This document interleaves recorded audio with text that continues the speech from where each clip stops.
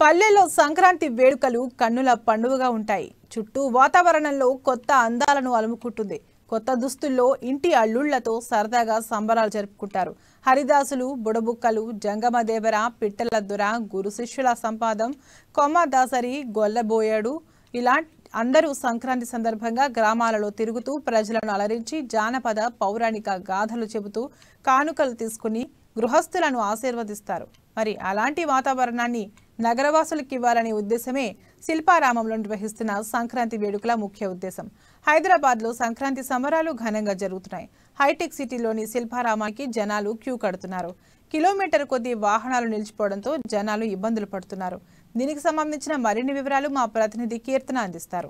నిన్న మొన్నటి వరకు భాగ్యనగరం అంతా వెలవెలబోయిందనే చెప్పుకోవచ్చు. సంక్రాంతి పండుగ సందర్భంగా చాలా మంది ప్రజలు తమ సొంత ఊళ్ళకు వెళ్లడం కారణంగా ఇక్కడ హైదరాబాద్ లో ట్రాఫిక్ ఎక్కడా లేకుండా అన్ని వాహనాన్ని కూడా ఒక జెట్ స్పీడ్ గా వెళ్లాయనే చెప్పుకోవచ్చు. ప్రస్తుతం ఇప్పుడు మనం చూసుకుంటే గనక సంక్రాంతి పండుగ సీజన్ వాతావరణం కాస్త తగ్గిందనే చెప్పుకోవచ్చు.